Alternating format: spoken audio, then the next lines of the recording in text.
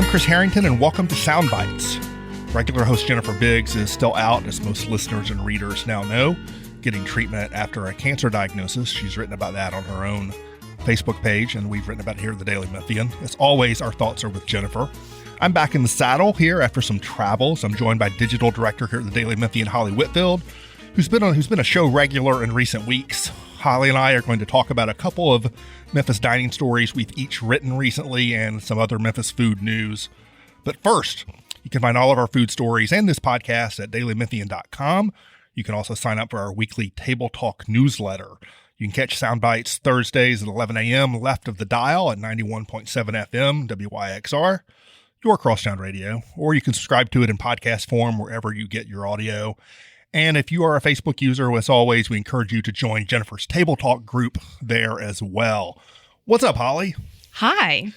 Good to see you. Yes. First time we've been on a pod together, I think. That's hard to believe, but I think it is. I think it is. So we've both done a little bit of food writing recently. I feel like the thing we're going to talk about that I wrote about a year ago. It wasn't quite that long, but it was held for a little while I was out of town. So it's only been a couple of weeks since it published. And that was a kind of a guide, a selective guide to dining on Germantown Parkway, that sea of cars that sometimes we get lost in. There is good food to find out there. This is a little backstory on the story. This was originally going to be a joint project for Jennifer and I. And it was going to be a sequel to a Summer Avenue series we did last summer. We were going to do a smaller, that was a 4-parter. This was going to be a 1 or 2-parter. We're going to do a shorter version of it as a different part of town summer tour this year. Jennifer ended up getting sick right on the cusp of sort of getting into that. So I ended up doing it solo, compressed it down a little bit more, but I cited 15 places that I enjoy on Germantown Parkway that I'm always happy to go to. Some were new to me, most were not. Hopefully new to some readers, some listeners. What, if anything, was new to you? So of the 15 places, I don't know if you've done a count, but I'm wondering how many you've been to. You're a Midtowner like me, so I don't know how often you get out there. I don't get out there that often, to be honest with you, but I've been to about half of them. Okay. Yeah. So I have I have a list now. All right. For so sure. Let's start with places you've been. What's a Holly Whitfield favorite of those?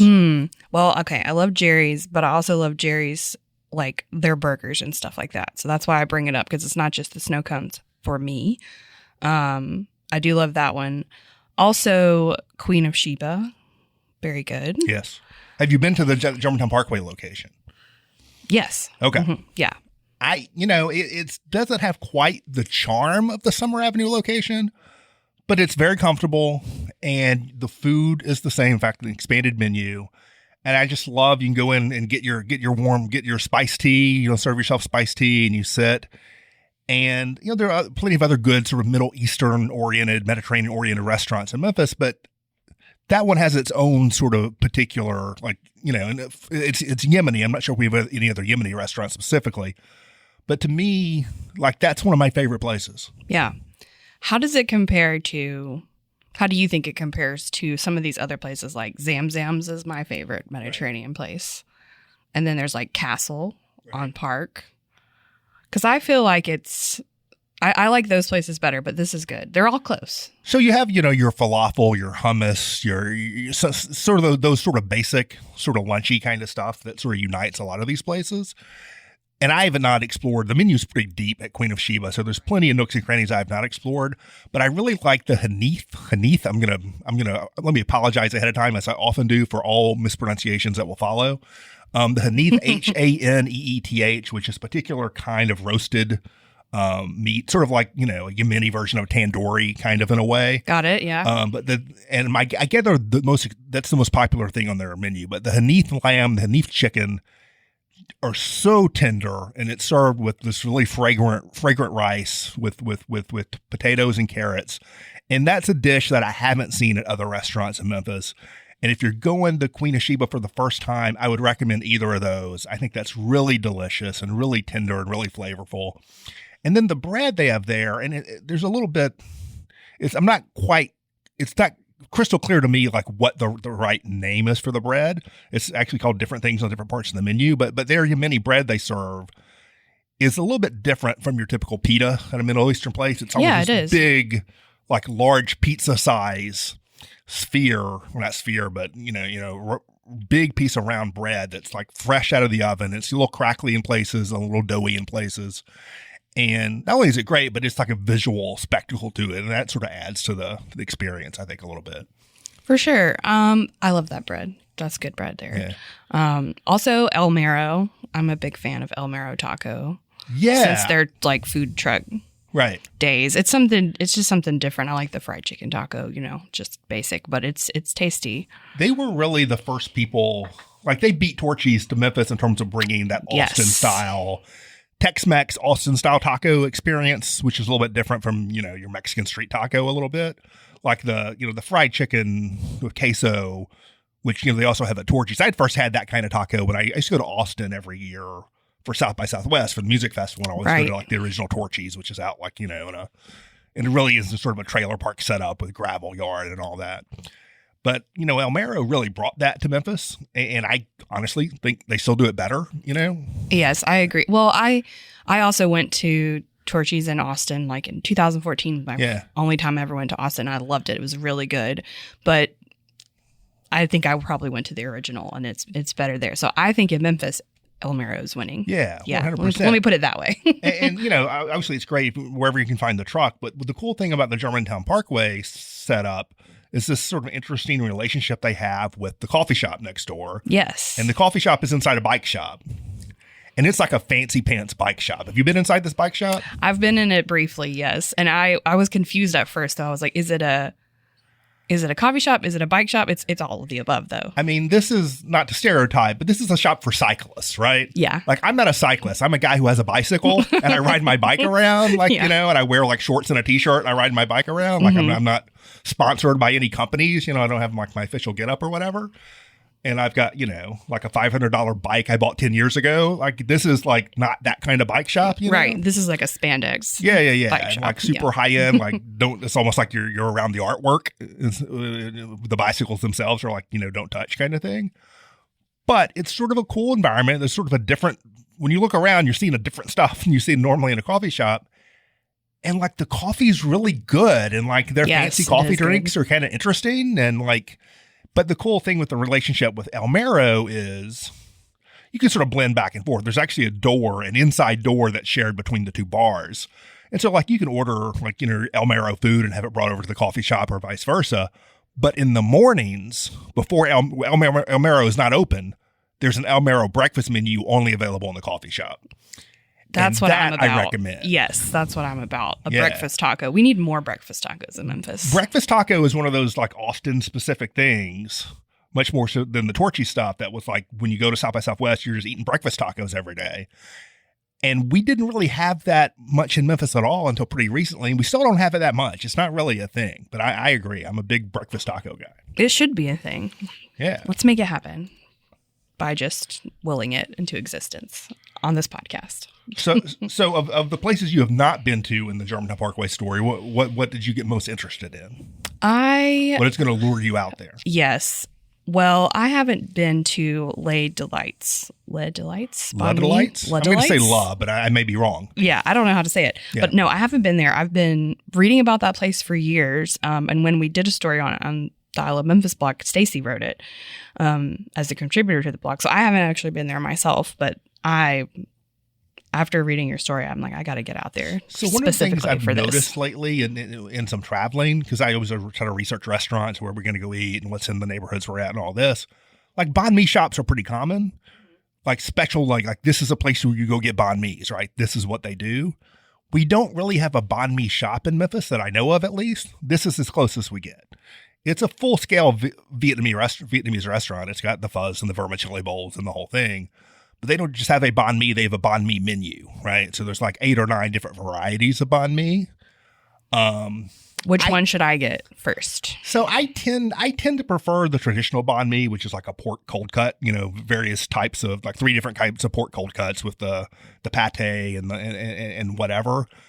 I tend to prefer the traditional banh mi than the sort of the fusion-y, like here's your like pulled pork banh mi and that kind of stuff.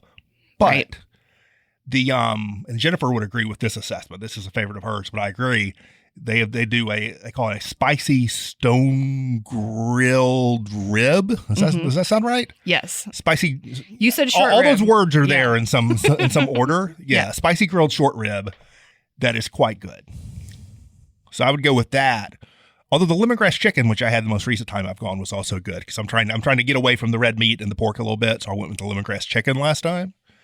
But yeah, banh mi. I mean, are you a fan of just the banh mi in general? Yeah, I like it. I haven't explored it greatly, but I like it.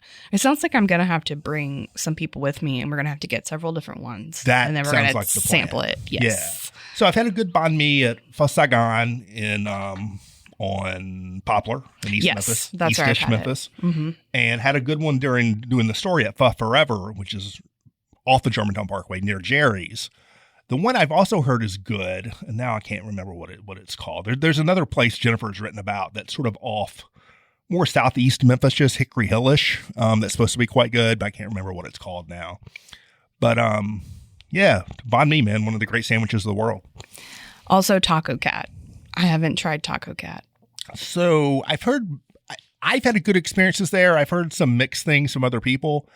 I like the setup, and I like that the menu is broader than just tacos. Like, I'm not going to tell you this is the best taco. There's not that much variance in the taco truck tacos, honestly, So I'm not saying this is the best taco truck taco. I'm not saying it's better than Taco and Ganas in terms of the quality of the taco. But they have some other stuff on the menu, It's a little bit broader menu. They have churros. If you have a hankering for some sweetness, the churros rellenos, which is so churros are like, the cinnamon bread, sort of fried, doughy kind of thing.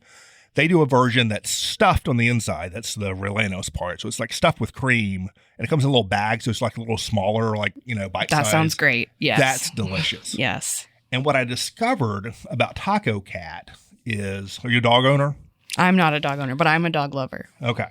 Go find a dog and take the dog. So the Shelby Farms off leash area, which pretty much every Sunday morning, if I'm in town and the weather's nice, dog number one and I go to Shelby Farms, and we, do our loops on the off leash.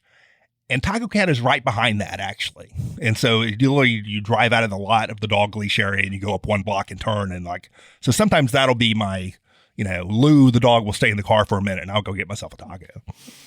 I like this plan. Also, I think it's funny that it's called Taco Cat, and we're doing a dog day with it. It's palindrome, Taco Cat. Do you have anything, I don't know if there's anything else on the list you want to talk about. Is there anything not on the list you want to talk about? Do you have any bones to pick about things left out? I don't. I like this list. You're not going to find me. I'm not going to be the one that's ever like, oh, you didn't put this on your list, because I heard that for many years and I don't get it. Anyone who's ever spent time making lists. Right. No list anyone ever makes is going to match the list you would make if you were making the list. Make your own list. That's right. It's about the journey more than the list being exactly right. There's no such thing as a correct list. Right. I mean, I do like the pie folks, but you addressed that. So yeah. So I'd originally written this as 20 places, and I decided it was a little too long. And so I cut 5 of them out. That's one of the ones I cut. That's an interesting place because you walk inside and it has a really homey, it doesn't feel like Germantown Parkway. It's a real homey sort of feel inside, Feels like kind of your grandma's house, maybe. Yeah. Yeah, it really does. They're known for the chocolate pie, which I did find quite good. That's the slap your mama. That's the slap your mama pie. Yeah, we got the chocolate. We got a few pieces, and my family, we all sort of gathered around and tried them. And I want to say we got the lemon, the chocolate, and the strawberry, and then we got some banana pudding. And the chocolate was our favorite. The lemon pie was not lemony enough for me. It needed a little more zing for me. They give you samples there, don't they? Oh, I don't know. I got slices to go and brought them home. I feel like when I went in there the first time, they said, "Is this your first time?" And I said, "Yes." And they said, "Oh, well, here, try this little tiny cup of our chocolate pie." And I liked them after that. I thought that was cool. But I like the cold, sort of creamier kind of pies, especially in the summer. I don't know. Are you more of a fruit pie? Or are you more of a... I like it all. But yeah, summer, I want a good lemon icebox pie in the summer. So we'll have to find another spot for that one. You did a new eats on the Liquor Shop East. Right. So tell us a little bit, for people who don't know, you were not on the Hooch. This is a different kind of liquor shop. Right. So that's just what it's called. It's because the original location on Broad Avenue was built out in a former liquor store. And so they just named it that. So this is the second location of the liquor store. And the Broad Avenue location is super popular for brunch. Yeah. And the thing that excited me the most about this East Memphis location now that's over in like Williamsburg Village and that strip over there with like Half Shell, that area. There's a lot of stuff over there. There's so much over there. And not a lot of parking relative to Memphis's demands for parking. Exactly. I mean, people in Memphis really want to like drive up to the door of somewhere, which is fine. I went several times before I wrote this story about the new East location of the liquor store. And I went at slightly off-peak times, right, and I was able to find parking easily. And also you can go behind the building, right, and there's lots of parking back there too. So, I mean, I didn't go at 11 a.m. on a Saturday, right? Okay, but let me back up. So the things that I was most excited about this newer location are the built-in coffee shop that's run by Vice and Virtue. Yes. And then also they have like daily lunch specials. Right. And I talked with the owners about this, Ed and Brittany Capico. I think I'm saying that right. I've only ever, I should ask them how they say their last name. Capico? Great. Perfect. Got that right. I would have messed that up. Good for you. Yes. I was going to say Cabiago or something like that. Right. They're super cool. They opened south of Beale, downtown Memphis years ago, and they're rapidly expanding their restaurant empire. So they bought the original liquor store from those owners, and now they've opened this one, and they've got Hen House. I've got a story coming out soon about the Hen House, but liquor store. They were talking about how there's not really any local coffee shops in that East Memphis area, right? As someone who did a coffee shop guide last year, true. Yeah. The one, it depends on where you draw the lines, I guess. The hub is East Memphis. It's sort of hidden. It's like in the church, back. Yeah. I'm not going in a church for coffee. I'm just not. I was skeptical. I was skeptical of this setup too. Because I'd never gone there until I did the coffee shop guide. I've actually gone back many times since. Yeah. It's a real comfortable environment. But that was the only non-Starbucks locally owned coffee shop in sort of what we consider East Memphis. That was really it. So I'm excited that they have this. So it's run by the Vice and Virtue Roasters people, that they have their own cafe at the Hustle and Dough at the Arrive Hotel downtown. But so they've expanded here. And you can just pull up there in the morning on a weekday, go in and get your coffee and get your pastry, or they have a little seating area off to the side. So this location used to be, what was it, South Hall? I can't keep up. Good luck. It was originally South Hall, was like a brunch place, and then it was Tenero Butcher Shop. So this was like came and went before I ever got there. Like in a blink of an eye. But I think this is going to have staying power. But they have some new menu items there at this location because the kitchen is so much bigger than the Broad Avenue location. I thought that was really neat. I also tried this like chocolate peanut butter bar dessert that was fantastic. It was really, really good. So they have some different stuff at this location, is what I'm trying to say. So this whole little stretch of I'm going on a tangent and then I'll work it right back. This whole little stretch of East Memphis has really sort of been on the come up the last 20 years or so, because I just remembered that, I don't know whether there's that location or next to it where Hen House is, but that right there used to be, do you remember when that was a newsstand? I think it was just called the newsstand. It was this magazine shop back when we did those such things / smoke shop. I feel like I remember the smoke shop. And I used to go there because when I moved back to Memphis from the Twin Cities after college, I used to go there like every week to buy the Village Voice, because I was used to buying the Village Voice and reading that when I was in college. That's the only place in Memphis I could get it. And I used to go there and buy magazines and stuff at that little place. Buy magazines? Yeah. Blast from the past. Buy newspapers from other cities. They had all kinds of stuff there. When was that? I feel like it might have been before my time. That was in the late 90s, early 2000s. It was more that range. Yeah, I might have missed that, but it sounds like I would have loved that place. But yeah, that whole strip it's growing like crazy. I mean, it was already busy with, like I said, the Half Shell and Gibson's. And there's something else going in now across the street. I'm not sure what that is. I don't know either. It'll be a surprise. Magnolia and May is over there as well. And that place has really grown on me. It's really good. And that has, the culinary intersection of Gus's Fried Chicken and Gibson's Donuts, which is one of those. There's a classic Memphis, as long as you pair them back to back, one after the other. I did a thing once where you get the chicken and you like put it in the donut bag with the powdered sugar or something. The other way around. You It's throw the other way. donut in Oh, the chicken that's right. bag. That's right. And you shake it up. Yeah. It was fun. It's fun to do once. Talk about something to do with people you're bringing from out of town. You and Eric missed that one. Yes. If yeah, you we want to did. give them a heart attack, give them the Gibson's donut. You Gus's only come here experience. once. So I went to the new liquor store yesterday for lunch, and a couple of observations here.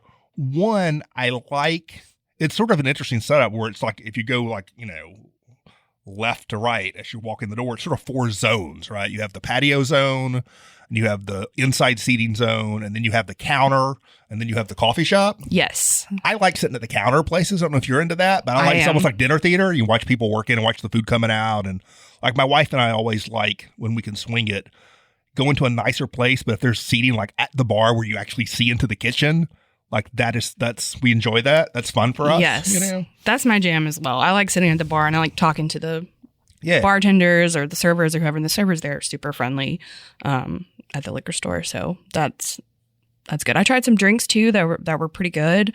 I enjoyed those. Oh, they have a frozen drink machine, and I think they're going to be changing out whatever that cocktail is. But the one that I tried was a coffee cocktail. I saw that on the menu. Yeah. Yes, and it was super good. This was the frozen? This was a frozen like coffee drink, and it had vodka in it, and it was quite strong, like coffee wise and spirit wise, but it was very tasty. And they were kind of I think they had just gotten the machine like the day that I went, and they were kind of like, tell us if you don't like this, because we're still working out the recipe. But I gave it 2 thumbs up. It was really good. If you're into the espresso martini craze, and I may have already talked about this specific drink on another episode of this podcast, I'm now realizing, but I guess that is how much I enjoyed it. So my other observation about the liquor store is there's one particular thing on the menu, which you mentioned in your story, that I wanted to get, which is that they have spaghetti and catfish on the lunch menu. Yes. And this is a hyper specific, you talk about like things that are Memphis. This is like hyper Memphis, because I'm pretty sure fish and spaghetti you can only find at soul food restaurants in Memphis or the Delta general area. Like, I don't think, right. I'm not sure you're going to find this at soul food restaurants in other cities. You're not going to find it at non-soul food restaurants, except you will find it at the liquor store. So I think this is nearest I can tell, this is the first restaurant in Memphis that's sort of a quote unquote more mainstream restaurant that's put this sort of like very Memphis thing on the menu. I got to say, like, hopefully it'll stick around, but I sat there at the counter and I had it. I enjoyed it. I'm glad I had it. But I sat there at the counter and they were pretty busy, and I saw lots of food coming out, lots of plates coming out. I was the only one who ordered the catfish and spaghetti. I saw lots of pancakes, lots of French toast, lots of burgers, lots of tacos. I didn't see any other catfish and spaghetti coming out. But it's so interesting because depending on who you talk to, some people are like, wow, this is really crazy. Catfish and spaghetti? I've never heard of that. And then other people are like, yes, I've been eating that like my whole life growing up. When like anytime we have like a neighborhood fish fry, we also have that. Right. And I think it just depends on where you grew up. And I had never heard of catfish and spaghetti until I moved to Memphis. And I'm from South Mississippi, where we ate fried catfish a lot, but never with spaghetti. So I think it is because it's a soul food thing. I hope it sticks around too. I don't know how it compares to other versions of this dish at other restaurants, but I almost got that when I went. I went with a meatloaf instead. I don't really know why.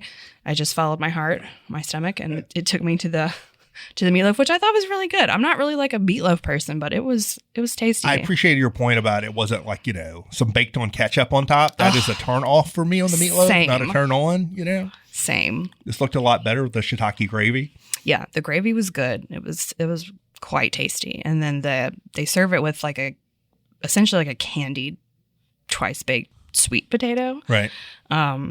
It was super sweet, but I kind of liked that with the sweet and the savory of the meatloaf. So I liked it. I do think people know the liquor store for those pancakes and French toast, and they want their like kind of, for lack of a better word, basic brunch items. And this is a place that serves their breakfast menu throughout. They close at 3, so it's only a breakfast and lunch spot anyway. But the breakfast is available anytime they're open. Right. They do have breakfast tacos, which is the thing I got on my second trip.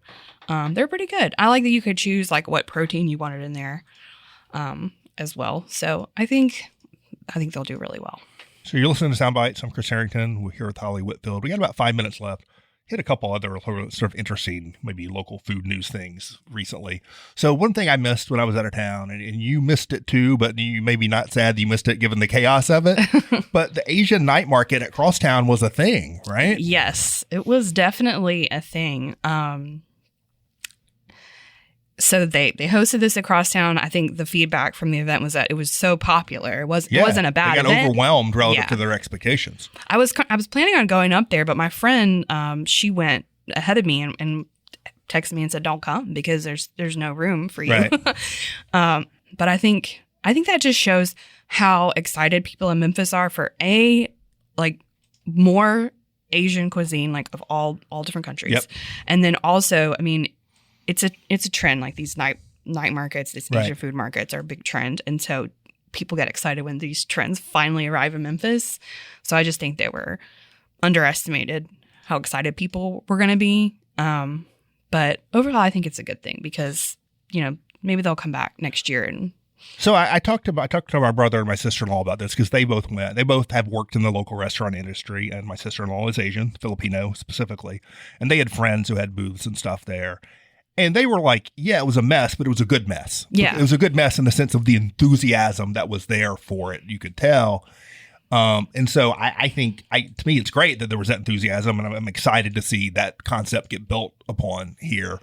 It's a little bit hard for me to observe when I wasn't there, but from what I gather, like they're talking about we need a different space. And maybe you need a different space, but they didn't use the front part. The plaza. Right, the main plaza. That's a lot of space. And so I think it seems to me there's room to expand, there on Crosstown. But I do think even if they move to a different location, I think something like that is going to be better served in some kind of in the city environment, like not out at the Agri Center or whatever. They do stuff like that out there. Right. But to me, part of the appeal and part of the enthusiasm is like in the city kind of thing, right? And I don't know what an obvious, like my brother suggested they should have it at where they do the downtown farmers market. The problem with that is that other than in the mornings, that's also a parking lot for the Malco movie theater, so that may not work. Is Tiger Lane, does that work? Location-wise, center of the city, yes. Environment, I don't know. There's enough space. That could work. Maybe. But I think doing stuff like this and doing it like in somewhere in the core of the city, to me, is part of what's good about it. I agree. And I think also one thing that was really interesting to me too about that specific day was that I think that was like when the Germantown water crisis was happening and people didn't have power. And so I think a lot of people were like trying to get out and about. And I think that contributed to it as well. And I also heard like anecdotally how all of the Asian restaurants, like be it sushi, ramen, whatever, all around Midtown were packed out afterwards. Like my friend that I mentioned a minute ago, she ended up at Robata with like everyone else that was overflow from the night market. So I mean, it ended up being good for these local restaurants that day too. I think even if they had the capacity for everyone who wanted to come that night, something like that is still going to be good for the local restaurants because it exposes people to things maybe that's new or they haven't had in a while, and then you sort of want more and you can't go back to the night market because the night market's over. So maybe the next weekend you got to go elsewhere. And I think stuff like that would generate enthusiasm more broadly beyond just the event itself anyway. Yeah, I'm with you. Well, it sounds like they're going to do it again. Elle Perry did, for us, the Daily Memphian, did a couple of stories and did a follow-up story talking to the organizers. So folks can check that out and put it on their calendar for next year. All right. Well, we're about out of time. It was a pleasure talking to you, Holly, about food stuff. Yes, always fun. This is Soundbites. We'll be back next week, presumably. I'm not sure whether it'll be me and Holly or Holly and somebody else or me and somebody else. We'll figure it out. Thanks for listening. Again, you can find all of our food stories in this podcast at dailymemphian.com. We can also sign up for our Table Talk newsletter. If you're a Facebook user, or sign on to Jennifer's Table Talk group. And we will see you next week.